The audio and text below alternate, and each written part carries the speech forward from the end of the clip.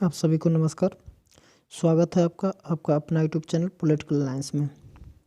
देखिए, दीनदयाल उपाध्याय गुरुकुल विश्वविद्यालय का आज बीए 5th सेमेस्टर का जो 2024 का जो पेपर हुआ सोशोलॉजी का, जो इसका पेपर का नाम है रिसर्च मेथोडोलॉजी इन सोशल साइंस, सामाजिक विज्ञान में शोध रीति विधान। तो आज 11/1/2024 को ये पेपर हुआ था। तो इस जिसका पेपर का जो कोड है, देखिए यहाँ पे है 3 सोस 302। इसके पहले हम लोग सोशोलॉजी का 301 का हम लोगों ने आंसर की देख लिए हैं। तो चलिए आज हम लोग सेकंड पेपर रिसर्च मेथोडोलॉजी इन सोशल साइंस का हम लोग आंसर की देखेंगे। तो चलिए आज का पहला प्रश्न है, दिया है एक शोध रिपोर्ट में दी गई ग्रंथ सूची। एक शोध रिपोर्ट में दी गई ग्रंथ सूची। तो ए है शोधकर्ता के विशाल ज्ञान को दर्शाता है, बी है आगे के शोध रुचि में रखने वालों की मदद करता है, और सी है अनुसंधान में कोई प्रासंगिकता नहीं है, और डी है उपरोक्त सभी। तो देखिए इसका जो राइट आंसर हो जाएगा वो हो जाएगा ऑप्शन नंबर बी, इसका सही उत्तर हो जाएगा। अगला प्रश्न है, देखिए दिया कि किसी भी शोध की गहराई का आकलन कैसे करें। किसी भी शोध की गहराई का आकलन कैसे करें। ये दिया है शोध शीर्षक से, अनुसंधान अवधि के अनुसार, सी दिया है अनुसंधान उद्देश्यों द्वारा, और अनुसंधान पर कुल व्यय से। तो इसका जो राइट आंसर हो जाएगा वो हो जाएगा ऑप्शन ए, इसका सही उत्तर हो जाएगा। अगला है, शोध समस्या का चयन किस दृष्टिकोण से किया जाता है। शोध समस्या का चयन किस दृष्टिकोण से किया जाता है। ए है सामाजिक प्रासंगिकता से, बी है वित्तीय सहायता से, सी है शोधकर्ता की रुचि, और डी है प्रासंगिक साहित्य की उपलब्धता। तो इसका जो राइट आंसर हो जाएगा वो हो जाएगा शोधकर्ता की रुचि से। ठीक है, यानी कि जिसमें शोधकर्ता की रुचि होगी उसी से संबंधित शोध समस्या का वो चयन करता है, ये दृष्टिकोण अपनाया जाता है। अगला प्रश्न है, दिया निम्नलिखित में से कौन सा डेटा संकलन विधि नहीं है। देखिए डेटा संकलन था डाटा कलेक्शन, हम लोग पढ़े हैं डाटा कलेक्शन, तो डाटा कलेक्शन विधि नहीं है। देखिए ये दिया है कि शोध प्रश्न दिया कि असंरचित साक्षात्कार, डाटा सर्वेक्षण और प्रतिभागी अवलोकन। देखिए हम लोगों ने पढ़े हैं कि साक्षात्कार, प्रश्नावली और अवलोकन, ये सारे के सारे चीज़ें ये डाटा कलेक्शन में आता है, डाटा संकलन में आता है, लेकिन शोध प्रश्न जो होता है वो डाटा कलेक्शन नहीं होता। और क्या पूछ रहा है, डाटा कलेक्शन नहीं है। ठीक है, तो इसका जो राइट आंसर हो जाएगा वो हो जाएगा ऑप्शन नंबर ए, इसका सही उत्तर हो जाएगा। देखिए अगला प्रश्न दिया है, इसको छोटा कर लेते हैं। शोध के लिए सही क्रम कौन सा है। शोध के लिए सही क्रम कौन सा है। देखिए ये दिया है समस्या का निरूपण, आंकड़ों का संग्रह, परिकल्पना, आंकड़ों का विश्लेषण।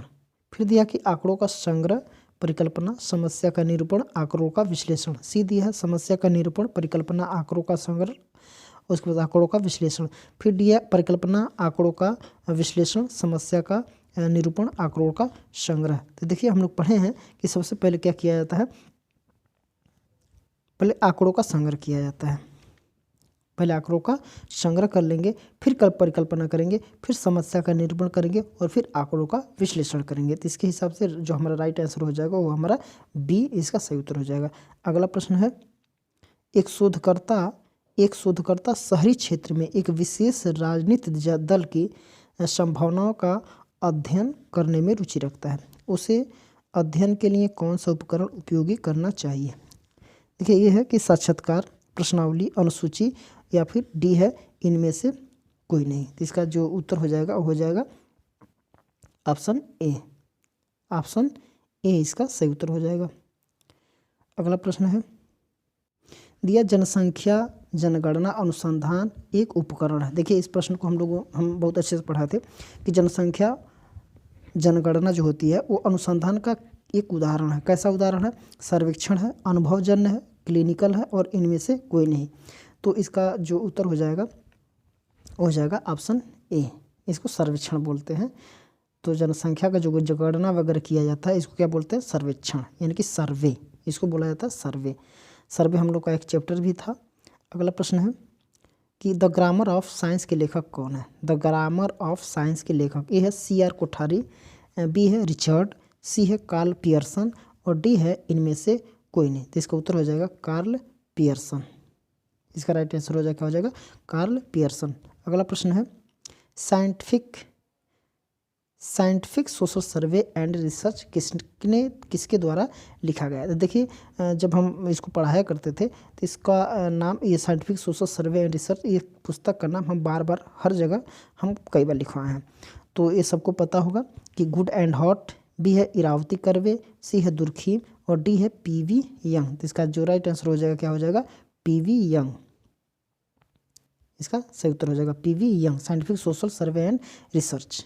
अगला है एक सर्वेक्षण अध्ययन है। एक सर्वेक्षण डैश दिया है, फिर अध्ययन कैसा, वर्णनात्मक है, तथ्य खोज है, विश्लेषणात्मक है या फिर, देखिए जो सर्वे है, जो सर्वे किया जाता है वो किस तरीके का अध्ययन है, वर्णनात्मक अध्ययन है कि तथ्य शोध है, तथ्य खोज है या फिर विश्लेषणात्मक है या फिर व्यवस्थित है। तो इसका जो राइट आंसर हो जाएगा क्या, सर्वेक्षण क्या हो जाएगा, ये वर्णनात्मक, क्योंकि इसमें वर्णन वगैरह किया जाता है। ठीक है, इसका राइट आंसर हो जाएगा ऑप्शन ए, इसका सही उत्तर हो जाएगा। अगला प्रश्न है, देखिए दिया कि आप अपने समय और संसाधनों का सर्वोत्तम प्रबंध कर सकते हैं। आप अपने समय और संसाधनों का सर्वोत्तम प्रबंध कर सकते हैं, कैसे। ए है एक समय सारणी तैयार करके, यानी कि एक समय सारणी तैयार करना। बी है यह पता लगाना कि आपके लिए कौन से संसाधन आसानी से उपलब्ध हैं। सी है संभावित व्यय के लिए गणना, बजट की गणना, संभावित व्यय के लिए बजट की गणना और डी है उपरोक्त सभी। इसका राइट आंसर हो जाएगा उपरोक्त सभी, इसका सही उत्तर हो जाएगा। अगला है शोध का अर्थ है डैश की खोज। शोध का अर्थ क्या है, समस्या की खोज या तथ्य की खोज या परिणाम की खोज या फिर विषय की खोज। तो इसका राइट आंसर हो जाएगा परिणाम की खोज, क्योंकि हम लोग शोध करते हैं क्या, कि उसका निष्कर्ष निकालने के लिए, तो निष्कर्ष निकालने के लिए ही हम लोग किसी चीज़ का खोज करते हैं। तो इसका क्या होता है, ऑप्शन सी इसका राइट आंसर हो जाएगा, परिणाम यानी कि रिजल्ट। अगला प्रश्न है PhD का मतलब क्या है। PhD का मतलब क्या है। ए है डॉक्टर ऑफ फिलॉसफी, बी है दर्शन शास्त्र में डिग्री, सी है मनोविज्ञान का चिकित्सक या डी है उपरोक्त में से कोई नहीं। तो ये सबको पता है, डॉक्टर ऑफ फिलॉसफी इसका होता है PhD का अर्थ या PhD का मतलब या फिर PhD का जो फुल फॉर्म अगर होता है तो होता है डॉक्टर ऑफ फिलॉसफी, डॉक्टरेट की ये डिग्री होती है। अगला है निम्न में से कौन सा गुणात्मक अनुसंधान विधियों का उदाहरण है। निम्न में से कौन सा गुणात्मक अनुसंधान विधियों का क्या है, उदाहरण है। सर्वे है, केस स्टडी, प्रयोग, मेटा एनालिसिस। तो इसका जो राइट आंसर हो जाएगा प्रयोग। क्या हो जाएगा, प्रयोग इसका सही उत्तर हो जाएगा ऑप्शन सी। अगला है निम्नलिखित में से कौन सा डेटा के प्राथमिक स्रोत का उदाहरण है। निम्नलिखित में से कौन सा डेटा के प्राथमिक स्रोत का उदाहरण है। ए है शोध आलेख, बी है पाठ्यपुस्तक, सी है साक्षात्कार प्रतिलेख और डी है इनमें से कोई नहीं। तो इसका जो राइट आंसर हो जाएगा वो हो जाएगा ऑप्शन ए शोध आलेख। देखिए जो डेटा प्राथमिक स्रोत का उदाहरण क्या है, शोध आलेख। तो जितने भी शोध आलेख होते हैं उस प्राथमिक स्रोत का उदाहरण कह लेते हैं, पाठ्यपुस्तक, साक्षात्कार। अगला प्रश्न है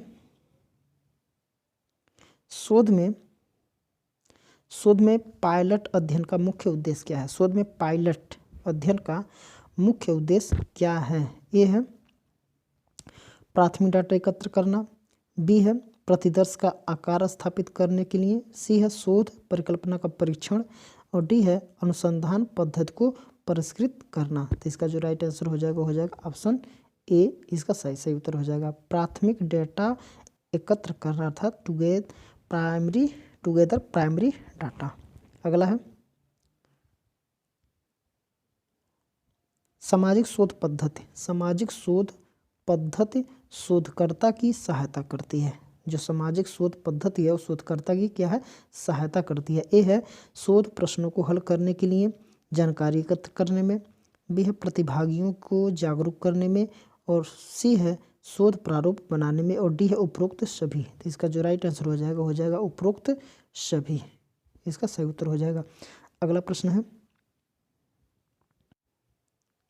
दिया है अनुसंधान को इस प्रकार वर्गीकृत किया जा सकता है। ए है प्रायोगिक और क्रियात्मक अनुसंधान, बी है मात्रात्मक और गुणात्मक अनुसंधान, सी है दार्शनिक, ऐतिहासिक और सर्वेक्षण और प्रायोगिक अनुसंधान, और डी है उपरोक्त सभी। तो इसका जो राइट आंसर हो जाएगा वो हो जाएगा उपरोक्त सभी, ऑप्शन डी इसका सही उत्तर हो जाएगा। अगला प्रश्न है, दिया गया है कि अनुसंधान का पहला चरण है, अनुसंधान का पहला चरण क्या है? तो ए है किसी समस्या का चयन करना, बी है किसी समस्या की खोज करना, सी है किसी समस्या का पता लगाना, या डी है किसी समस्या की पहचान करना। तो इसको हम लोग बहुत क्लास में बहुत अच्छे से बताया जाता था कि अनुसंधान का पहला जो चरण होता है वो क्या है, किसी भी समस्या का पहले चयन करते हैं कि हमारा समस्या क्या है, फिर उसी समस्या से संबंधित डाटा इकट्ठा करना स्टार्ट करते हैं, फिर उसका विश्लेषण करते करते या फिर अध्ययन करने के बाद से लास्ट में निष्कर्ष वगैरह निकालते हैं। तो सबसे पहले हमारा क्या हो जाएगा, अध्ययन किसी समस्या का चयन करना, अर्थात ऑप्शन ए इसका सही उत्तर हो जाएगा। अगला है, आपको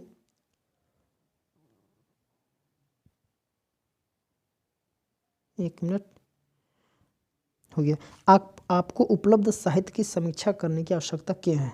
आपको उपलब्ध साहित्य की यानी कि रिव्यू द जो लिटरेचर होता है उसकी समीक्षा करने की आवश्यकता क्यों होती है? तो ये है, देखिए रिव्यू ऑफ लिटरेचर क्या मतलब होता है कि जैसे कि हम कोई शोध कर रहे हैं, कोई अध्ययन कर रहे हैं, कोई परियोजना प्रोजेक्ट बना रहे हैं, तो उससे संबंधित जितने भी साहित्य हैं, जो कहीं ग्रंथ हैं, कहीं शोध हैं, कहीं रिसर्च पेपर छपे हैं, उसका हम लोग अध्ययन करते हैं, उसको साहित्य की समीक्षा करना कहा जाता है। इसकी आवश्यकता क्यों होती है? तो ये है चयनित साहित्य की संपूर्ण एवं विस्तृत जानकारी जानने के लिए, बी है संदर्भों की लंबी सूची बनाने के लिए, और सी है अनुसंधान प्रक्रिया में आवश्यक चरण के कारण, और डी है विषय के बारे में मौजूदा ज्ञान का पता लगाना। तो इसका जो राइट आंसर हो जाएगा ऑप्शन ए इसका सही उत्तर हो जाएगा, चयनित साहित्य की संपूर्ण एवं विस्तृत जानकारी जानने के लिए। अगला प्रश्न है,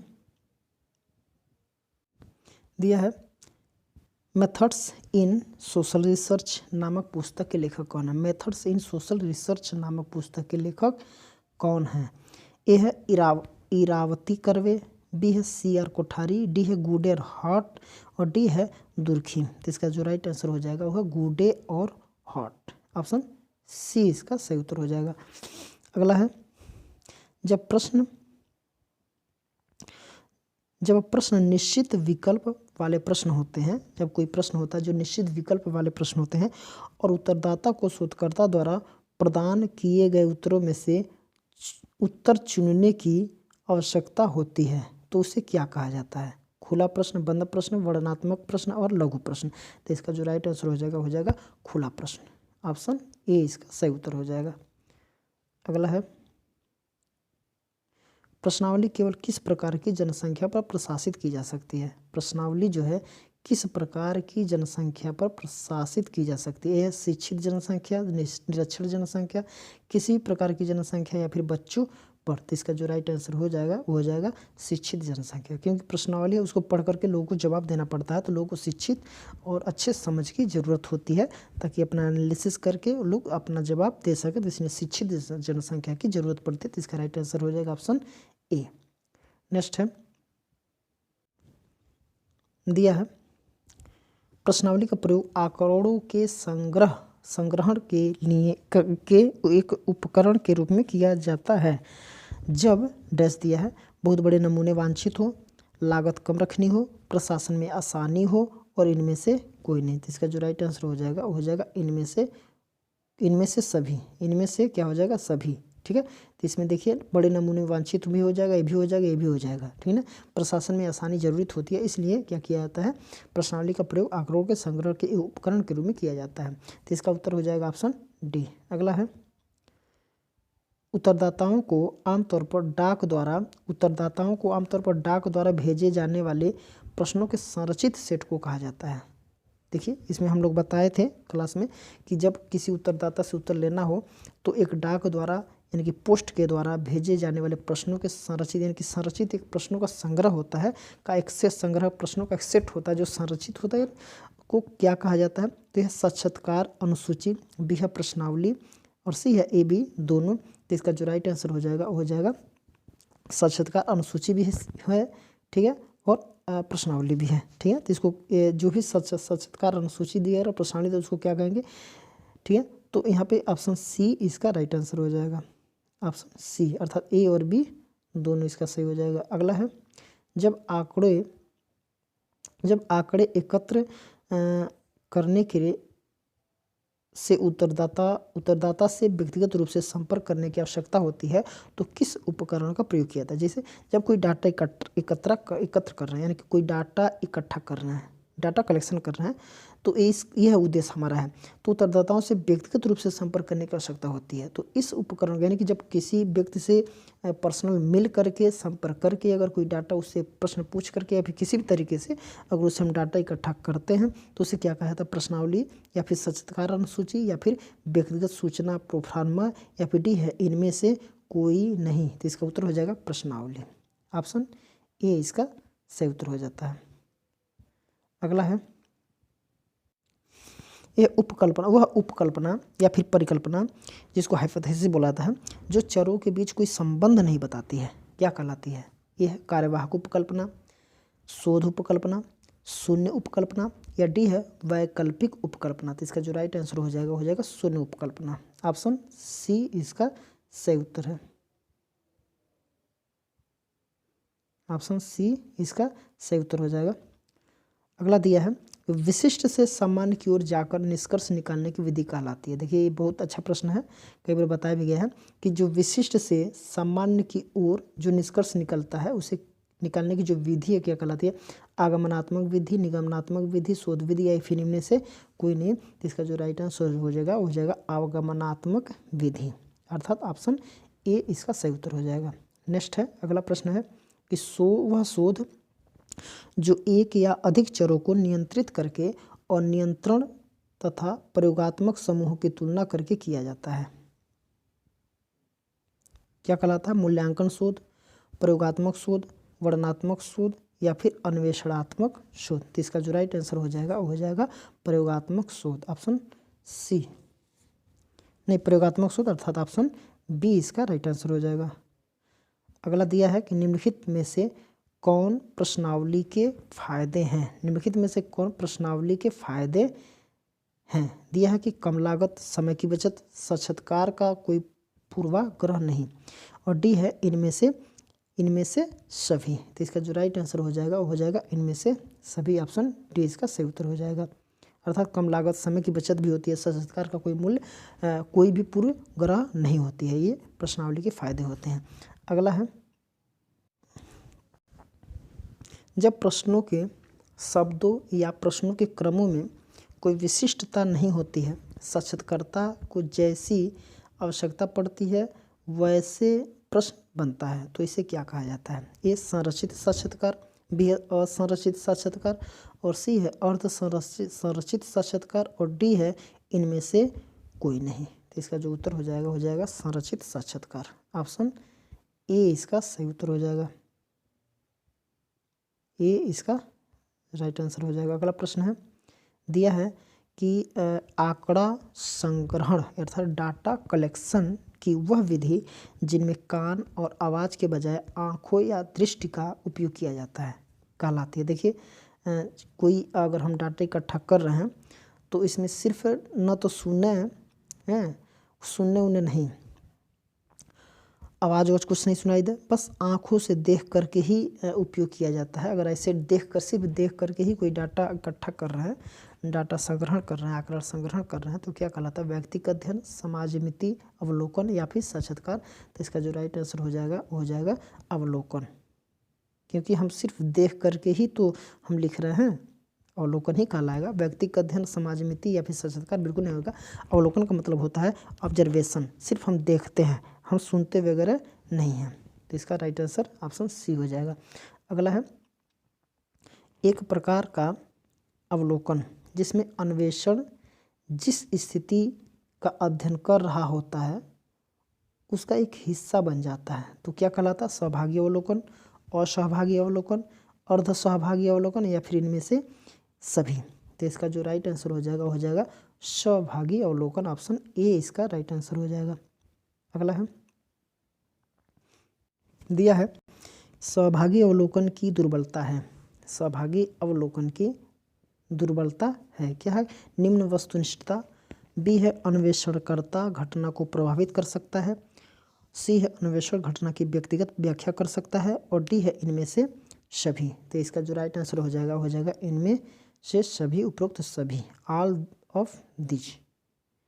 अगला प्रश्न है कि देखिए दिया कि जब एक अवलोकन को, बहुत बड़े बड़े प्रश्न दिए रहे हैं लेकिन इसको समझने की जरूरत है। देखिए दिया कि जब एक अवलोकन को व्यवस्थित और नियोजित किया जाता है और औपचारिक प्रक्रिया को कार्योजित करता है, जिसमें अच्छी तरह से परिभाषित अवलोकन श्रेणियों का एक सेट होता है, तो उसे क्या कहा जाता है? संरचित अवलोकन, असंरचित अवलोकन, व्यवस्थित अवलोकन या फिर अप्रत्यक्ष अवलोकन। तो इसका जो राइट आंसर हो जाएगा संरचित अवलोकन, स्ट्रक्चर ऑब्जर्वेशन, इसका राइट आंसर हो जाएगा।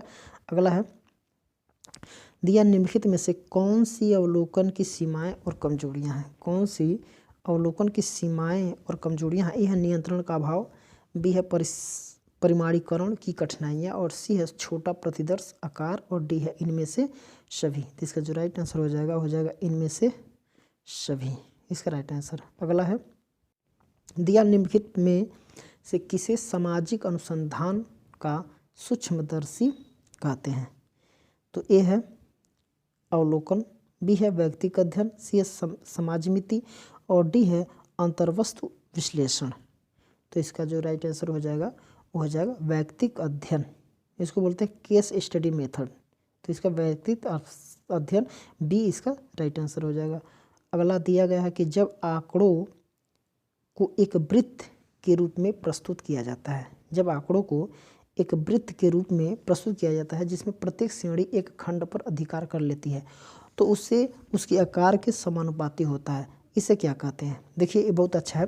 देखिए एक बार और देखते हैं कि जब आंकड़ों को एक वृत्त के रूप में प्रस्तुत किया जाता है, जैसे कोई आंकड़ा है जिसमें क्या करते हैं, एक वृत्त के रूप में मतलब देखते हैं, कोई वृत्त बना लेते हैं और उसी में कोई आंकड़ा वगैरह इसमें प्रस्तुत करते हैं, जिसमें प्रत्येक श्रेणी, जैसे देखते हैं ना कि ऐसे करके ऐसे दिया रहता है, ऐसे करके दिया रहता है, तो सब में कुछ, जैसे यहाँ पे इसमें कुछ परसेंटेज हो, कोई इसमें परसेंटेज हो, कोई इसमें प्रतिशत हो, जैसे इतना भाग ये भाग हो, सबसे अलग अलग है, जैसे इतने स्टूडेंट इसमें हैं या फिर इतना मात्रा ये है तो इतना प्रतिशत ये है, तो सबका अलग अलग इस तरीके से दिया रहता है।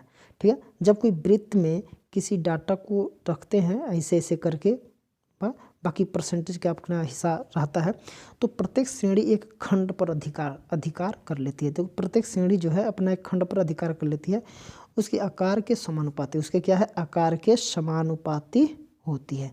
तो उसे क्या कहा जाता है? देखिए इसको क्या कहा जाता है, दंडारेख बिल्कुल नहीं, पिरामिड तो ऐसे होता है ऊपर नीचे, और दिया है कि चित्रालेख भी नहीं है, पाई चार्ट इसको DI बोला जाता है, तो इसको पाई चार्ट बोला जाता है। इसका ऑप्शन डी इसका सही उत्तर हो जाएगा। नेक्स्ट है वे माप जो आवृत्त वितरण की औसत विशेषता को दर्शाते हैं कहलाते हैं। वे माप जो आवृत्त वितरण की औसत विशेषता को दर्शाते हैं कहलाते हैं केंद्रीय प्रवृत्ति की माप, बी है सहसंबंध, और सी है प्रतिगमन, और डी है सीमा। तो इसका जो राइट आंसर हो जाएगा ऑप्शन ए, केंद्रीय प्रवृत्ति की माप, इसका सही उत्तर हो जाएगा। अगला है दिया कि जब किसी श्रृंखला में सभी अवलोकन के योग को अवलोकनों की संख्या से विभाजित किया जाता है, तो उसे क्या कहा जाता है? देखिए जब हम किसी श्रृंखला के सभी अवलोकन के योग को अवलोकन की संख्या से क्या करते हैं, विभाजित करते हैं, तो उसके किया जाता है, तो इसे क्या कहा जाता है? मध्यिका। देखिए यहाँ पे दिया है, ये इसको मध्यिका लिखा जाएगा, मध्यिका, मध्य नहीं, इसको मध्यिका लिखा जाएगा। बहुलक है, सहसंबंध है, तो इसका जो राइट आंसर हो जाएगा मध्य, इसको क्या बोलेगा, माध्य, इसको बोला जाता है माध्य, इसका राइट आंसर हो जाएगा। अगला है श्रृंखला को आरोही, या फिर जैसे कोई श्रृंखला है, जैसे मान लीजिए कि 1 2 3 4 ऐसा करके दिया है, या फिर 1 3 5 6 ऐसा करके जो एक श्रृंखला इसे दी रहती है, तो इस श्रृंखला को आरोही या फिर अवरोही क्रम में, असेंडिंग या फिर डिसेंडिंग जो ऑर्डर होती है, उस क्रम में या उस क्रम में व्यवस्थित करने के बाद का जो मध्यमान है, उसको क्या है कि वो जो मध्यमान क्या कहलाता है, मध्य का। देखिए यहाँ पर भी मध्यिका दिया है, इसको मध्यिका कर लेंगे। फिर बहुलक या फिर आवृत्ति। तो इसका जो राइट आंसर हो जाएगा वो हो जाएगा मध्यिका। ऑप्शन बी इसका सही उत्तर हो जाएगा। अगला, साक्षात्कार की उपयोगिता क्या है?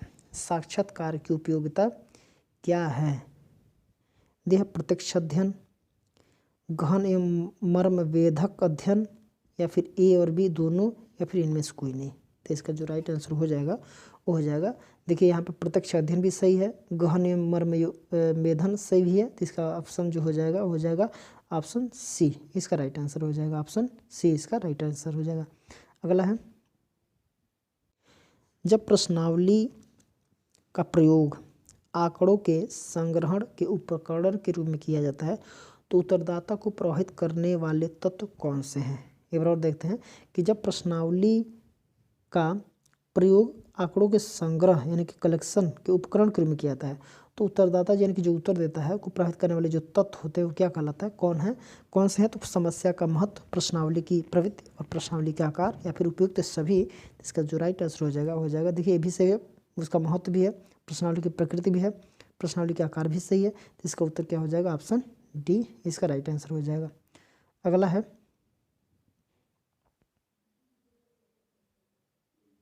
मध्यिका। देखिए यहाँ पे दिया है मध्यिका, तो इसको मध्यिका बनाएंगे। मध्यिका के क्या फायदे हैं? इसकी गणना सभी वितरणों में की जा सकती है, चरम वस्तुओं से भी इसका पता लगाया जा सकता है, इसे आम लोग भी समझ सकते हैं। तो जो इसका राइट आंसर हो जाएगा ऑप्शन डी, इसका राइट आंसर हो जाएगा। अगला है, देखिए यहाँ पे गणितीय चीज़ दिया है कि जब दिए गए आंकड़ों का मध्य की गणना कीजिए, मध्य की गणना कीजिए एवं सही विकल्प का चयन कीजिए। देखिए ये जो डाटा दिया है इसके माध्य की गणना करना है, इसकी क्या करना है? माध्य की गणना करना है। तो देखिए एक तरफ दिया प्राप्तांक, ऊपर सबसे क्या दिया? प्राप्तांक, उसके नीचे छात्रों की संख्या। तो इसको हम लोग कैसे निकालेंगे? हम लोग क्या करेंगे, जितने भी प्राप्तांक हैं इन प्राप्तांकों, प्रत्येक प्राप्तांकों के प्रत्येक छात्रों की संख्या का क्या करेंगे? गुणा करेंगे। जैसे मान लीजिए कि 38 है तो इसमें हम क्या करेंगे? इसका छात्रों की संख्या क्या है? 4 है, तो इसका गुणा कर लेंगे। तो जो भी आंकड़ा जो भी हमको गुणा करने से प्राप्त होता है, तो ऐसे ही जितना भी दिया, जैसे 38 है, 39 है, 41 है, 44 है, 52 है, 54 है, ये सब जितने हैं इनमें प्रत्येक का उसके छात्रों की संख्या से जब हम गुणा करेंगे, ठीक है, तो गुणा करने के बाद हमारा क्या मिलेगा? सारे गुणा करने के बाद जो भी अंक मिलेगा सबको जोड़ने के बाद से हमको जो भी मिलेगा, जैसे हमने जो किया है तो उसमें क्या मिला है कि 1323। उसके बाद से जो सभी छात्रों की संख्या है ये इनको हम लोग जोड़ लेंगे, ठीक है ना। तो जोड़ने के बाद से जितने भी छात्रों की संख्या है इसको जोड़ने के बाद से इसको जब भाग देंगे तो हमारा जो आंसर मिलेगा वो हो जाएगा 50.9, इसका राइट आंसर मिल जाएगा। अगला है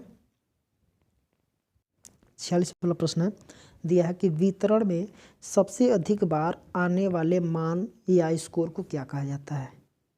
जब हम कोई वितरण है सबसे अधिक बार आने वाले मान या स्कोर को क्या कहता है? मध्य का, बहुलक या फिर उच्च आवृत्ति। तो इसका जो राइट आंसर हो जाएगा उसको कहते हैं बहुलक। बहुलक मतलब जो बार बार आता है तो उसको हम बहुलक बोलते हैं, मोड। नेक्स्ट है अगला, बहुलक के क्या फायदे हैं? जो बहुलक होता है तो बहुलक के क्या फायदे हैं? यह एक सरल श्रृंखला में बहुलक को अवलोकन के द्वारा आसानी से परिभाषित किया जा सकता है, इसे ग्राफ से भी पहचाना जा सकता है, इसकी गणना आसानी से की जा सकती है, या फिर इनमें से कोई नहीं। इसका जो राइट आंसर हो जाएगा इनमें से सभी। देखिए इनमें से कोई नहीं है, इसमें से सभी इसका राइट आंसर हो जाएगा ऑप्शन डी। एंड ये भी सही, ये भी सही, ये भी सही, ये सब है। नेक्स्ट है अगला प्रश्न है कि माध्य के क्या नुकसान हैं? जो माध्य है उसके क्या नुकसान हैं? तो ए है इसका प्रयोग गुणात्मक विश्लेषण के लिए नहीं किया जा सकता है। बी है अनुपात की गणना के लिए माध्य उपयोगी नहीं है। और सी है जो ऊपर के जो ए है और बी है वो दोनों है। और डी है इनमें से कोई नहीं। तो इसका जो राइट आंसर हो जाएगा ऊपर के दोनों, अर्थात ऑप्शन सी इसका राइट आंसर हो जाएगा, सही उत्तर हो जाएगा। अगला है दिया है कि कभी कभी साक्षात्कार विधि की तुलना में डाक द्वारा भेजी गई प्रश्नावली बेहतर होती है। जैसे हम किसी के द्वारा जा कर के इंटरव्यू ले रहे हैं, उससे अच्छा है कि हम उसे डाक के द्वारा प्रश्नों की जो भी हम पूछना चाहते हैं उसको लिख करके प्रश्नावली बना करके उसके पास हम क्या करते हैं, भेज देते हैं। जब उसके पास भेज देंगे उसके पास से कुछ दिन के बाद या फिर तुरंत या कभी भी वो उत्तर उधर से भेज देगा। तो यह वही कह रहा है कि कभी कभी साक्षात्कार विधि की तुलना में डाक द्वारा भेजी गई प्रश्नावली बेहतर होती है। क्यों? आमने सामने संपर्क संभव है, लोग इसे तुरंत वापस कर देते हैं, यह सस्ता और आसान काम करता है, या फिर इनमें से कोई नहीं। तो इसका जो राइट आंसर हो जाएगा यह सस्ता और आसान काम करता है, यह सस्ता और आसान काम करता है। तो ऑप्शन सी इसका राइट आंसर हो जाएगा। नेक्स्ट है, ठीक है, और इस प्रश्न पत्र का ये लास्ट प्रश्न है। देखिए दिया कि सिवाय इसके कि सभी गैर नमूनाकरण त्रुटियों का कारण बनते हैं। सिवाय ये कि सभी गैर नमूनाकरण त्रुटियों का कारण बनते हैं। ए है मापन के दोषपूर्ण उपकरण, बी है अपर्याप्त नमूना, सी है गैर प्रतिक्रिया, और डी है डेटा संग्रहण में दोष, डाटा कलेक्शन। देखिए डिफेक्ट इन डाटा कलेक्शन, ये चौथा पे है डी। तो इसका जो राइट आंसर हो जाएगा वो ऑप्शन डी इसका सही उत्तर हो जाएगा। ऑप्शन डी इसका सही उत्तर हो जाएगा। तो चलिए हम लोगों ने इस प्रश्न पत्र के समाजशास्त्र के जो ये दूसरा प्रश्न पत्र है इसके सभी प्रश्नों को हम लोगों ने उत्तर सहित खोजे, देखे। तो चलिए आज के लिए इतना ही, मिलते हैं अगले वीडियो।